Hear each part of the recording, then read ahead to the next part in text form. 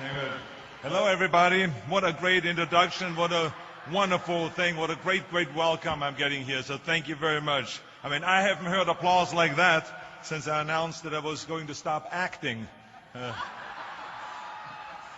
But anyway, it is really terrific to see here so many graduate students and undergraduate students and graduating here today. I heard that there are 4,500 graduating here today in the undergraduate students. So this is fantastic. There's 2,200 men, 2,300 women, and five are listed yourselves as undecided. So this is really a great bunch of people here. I love it.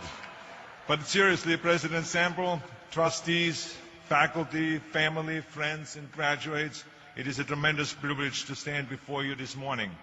There's nothing that I enjoy more than celebrating great achievements. And I don't just mean your parents celebrating never having to pay another tuition bill. That's not what I'm talking about. I'm talking about just celebrating the great accomplishments. So let me congratulate the Trojan class of 2009 on your graduation from one of the finest universities in the world. Let's give our graduates a tremendous round of applause. What a special day. What a great accomplishment.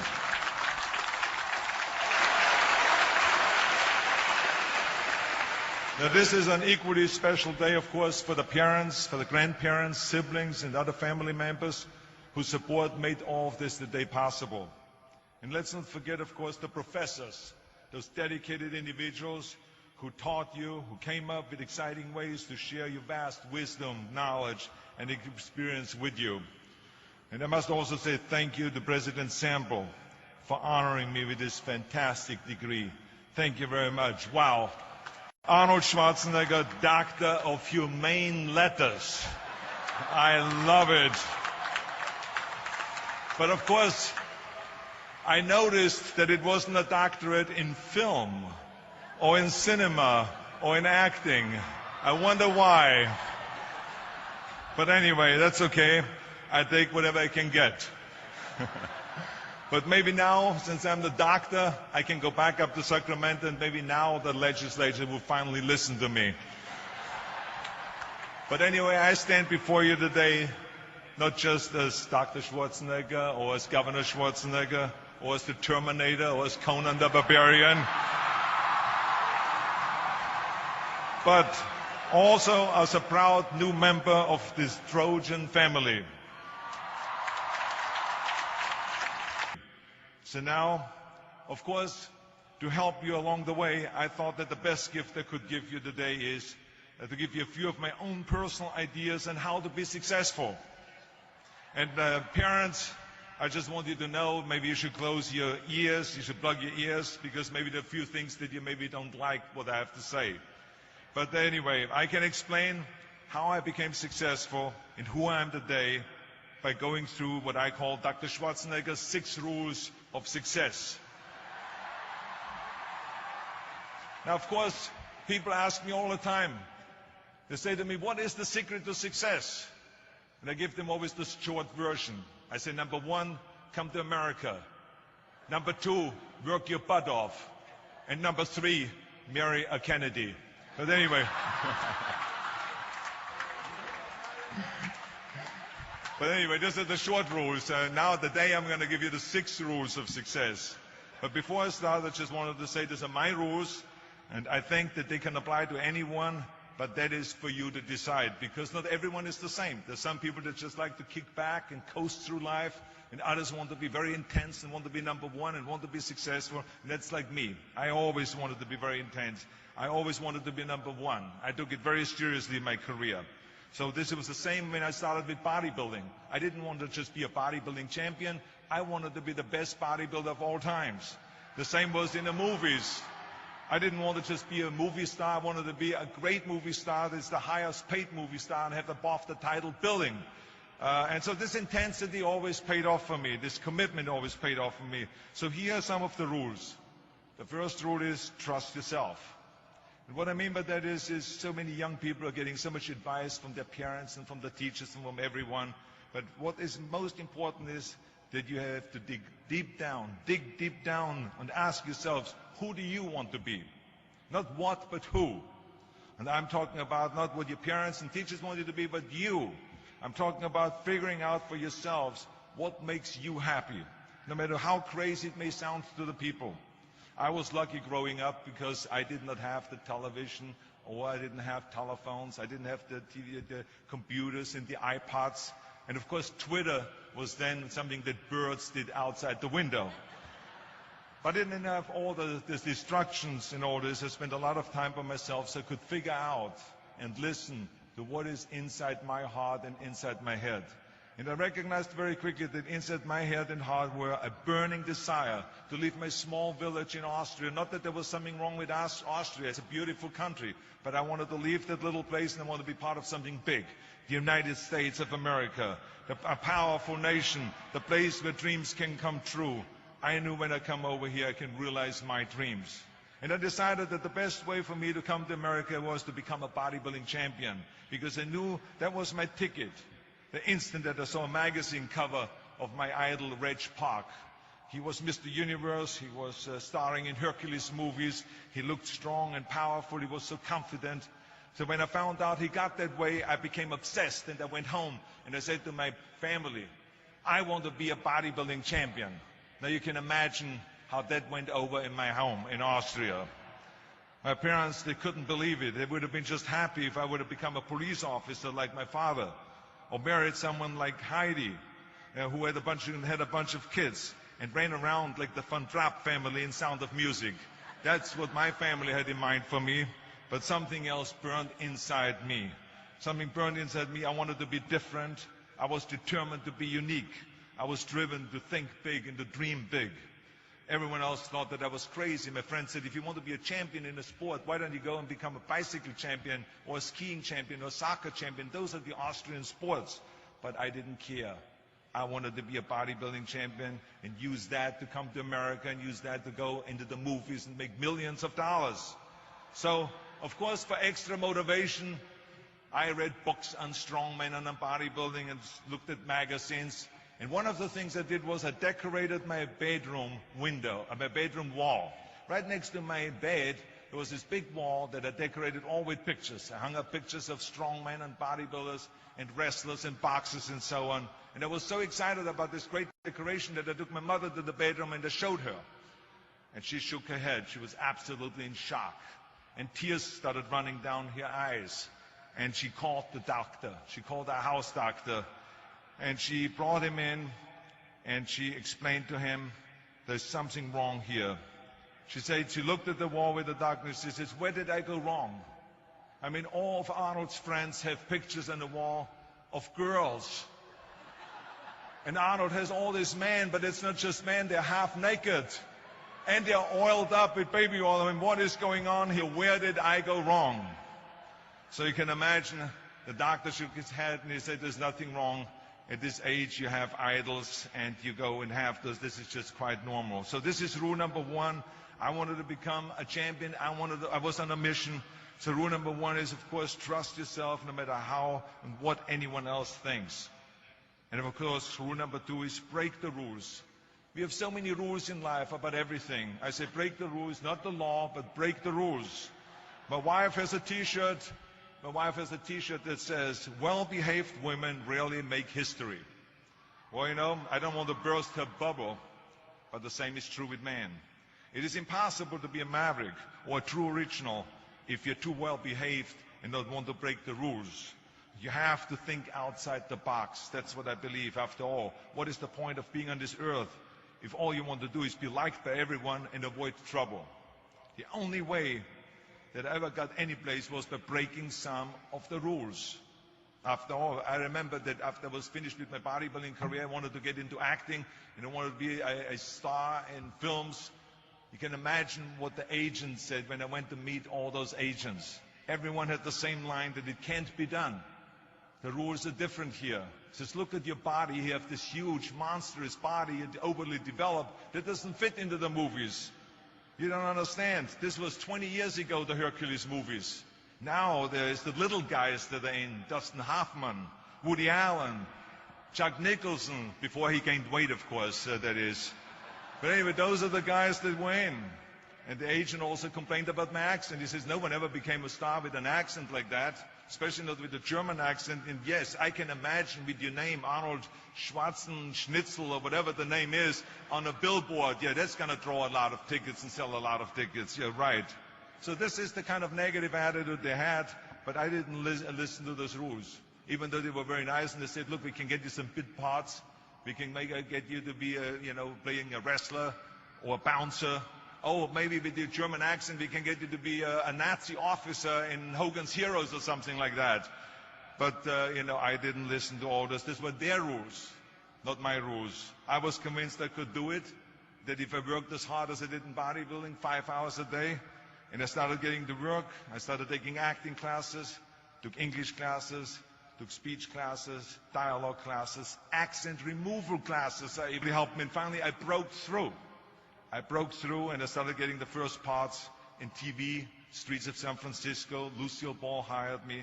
I made Pumping Iron, Stay Hungry. And then I got the big break in Conan the Barbarian. And there the director said, if we wouldn't have Schwarzenegger, we would have to build one. Now think about that. And then when I did Terminator, I'll be back. Became one of the most famous lines in movie history, all because of my crazy accent.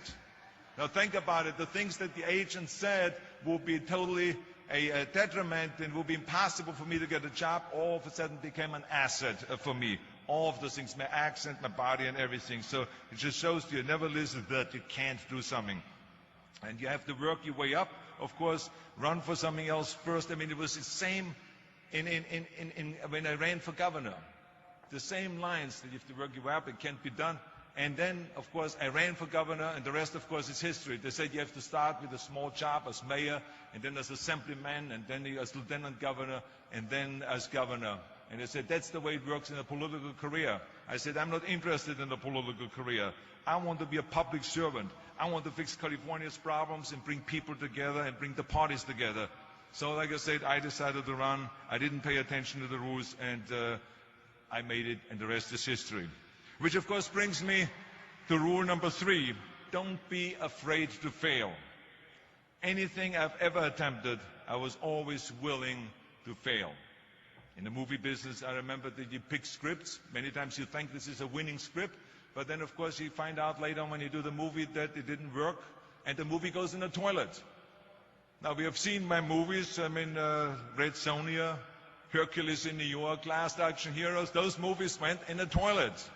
But that's okay, because at the same time, I made movies like Terminator and Conan and True Lies and Predator and Twins that went through the roof. So you can't always win, but don't be afraid of making decisions.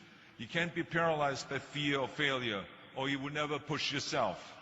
You keep pushing because you believe in yourself and in your vision. And you know that it is the right thing to do, and success will come. So don't be afraid to fail. Which brings me to rule number 4, which is don't listen to the naysayers. I mean, how many times have you heard that you can't do this and you can't do that, and it has never been done before? Just imagine if Bill Gates had quit when people said it can't be done. I hear this all the time. As a matter of fact, I love it when someone says that no one has ever done this before, because then when I do it, that means that I'm the first one that has done it. So pay no attention to the people that say it can't be done. I remember my mother-in-law, Eunice Kennedy Shriver. When she started Special Olympics in 1968, people said that it would not work. The experts, the doctors that specialized in mental disabilities and mental retardation said it can't be done. You can't bring people out of the institution. You can't make them participate in sports, in jumping, in swimming, and in running. They will hurt themselves. They will hurt each other. They will drown in the pool. Well, let me tell you something. Now, 40 years later, Special Olympics is one of the greatest organizations in 164 countries dedicated to people with mental disabilities and with intellectual challenge. And she did not take no for an answer. And the same is when you look at Barack Obama. I mean, imagine if he would have listened. If he would have listened to the naysayers, he would have never run for president. People said it couldn't be done, that he couldn't get elected, that he couldn't beat Hillary Clinton, that he would never win the general election. But he followed his own heart. He didn't listen to the you can't, and he changed the course of American history. So over and over you see that if I would have listened to the naysayers, I would still be in the Austrian Alps yodeling. I would never have come to America. I would have never met my wonderful wife, Maria Shriver. I would have never had the wonderful 4 kids. I would have never done Terminator, and I wouldn't be standing here in front of you today as governor of the greatest state of the greatest country in the world. So I never listened that you can't. I always listened to myself and said, yes, you can. And that brings me to rule number 5, which is the most important rule of all. Work your butt off. You never want to fail because you didn't work hard enough. I never wanted to lose a competition or lose an election because I didn't work hard enough. I always believed leaving no stone unturned. Muhammad Ali, one of my great heroes, had a great line in the 70s when he was asked, how many sit-ups do you do? He said, I don't count my sit-ups. I only start counting when it starts hurting. When I feel pain, that's when I start counting, because that's when it really counts. That's what makes you a champion. And that's the way it is with everything. No pain, no gain. So many of those lessons that I apply in life, I've learned from sports, let me tell you, and especially that one. And let me tell you, it is important to have fun in life, of course, but when you're out there partying, horsing around, someone out there at the same time is working hard. Someone is getting smarter and someone is winning. Just remember that. Now, if you want to coast through life, don't pay any attention to any of those rules. But if you want to win, there's absolutely no way around hard work. None of my rules, by the way, of success will work unless you do. I've always figured out that there's 24 hours a day. You sleep 6 hours, and you have 18 hours left. Now, I know there's some of you out there now and says, well, wait a minute, I sleep 8 hours or 9 hours. Well, then just sleep faster, I would recommend. Because you only need to sleep 6 hours, then you have 18 hours left, and there's a lot of things you can accomplish. As a matter of fact, Ted Turner used to say always, early to bed, early to rise, work like hell, and advertise. And of course, all you know, you know already those things, because otherwise you wouldn't be sitting here today. Just remember, you can't climb the ladder of success with your hands in a pocket. And that takes me to rule number 6, which is a very important rule. It's about giving back. Whatever path that you take in your lives, you must always find time to give something back. Something back to your community, give something back to your state or to your country. And my father-in-law, Sergeant Shriver, who is a great American, truly great American, who started the Peace Corps, the Job Corps, legal aid to the poor. He said at Yale University to the students at a commencement speech, tear down that mirror. Tear down that mirror that makes you always look at yourself. And you will be able to look beyond that mirror, and you will see the millions of people that need your help. And let me tell you something, reaching out and helping people will bring you more satisfaction than anything else you've ever done. As a matter of fact, today, after having worked for Special Olympics and having started after-school programs, have promoted fitness, and now with my job as governor, I can tell you, playing a game of chess with an 8-year-old kid in an inner-city school is far more exciting for me than walking down another red carpet of a movie premiere. So let me tell you, as you prepare to go off into the world, remember those 6 rules. Trust yourself, break some rules, don't be afraid to fail, ignore the naysayers, work like hell, and give something back. And now let me leave you with one final thought, and I will be brief, I promise. This university was conceived in 1880, back when Los Angeles was just a small frontier town. 125 classes of Trojans have gone before you. They have sat there exactly where you sit today, in times, in good times and in bad, in times of war and in times of peace, in times of great promise and in times of great uncertainty. Through it all, this great country, this great state, this great university have stood tall and persevered. We are in tough times now, and there's a lot of uncertainty in the world, but there's one thing certain: we'll be back. The ancient Trojans were known for their fighting spirit, their refusal to give up, their ability to overcome great odds. So as you graduate today, never lose that optimism and that fighting spirit. Never lose the spirit of Troy. Because remember, this is America, and you are USC Trojans proud, strong, and ready to soar. Congratulations, and God bless all of you. Thank you very much. Thank you.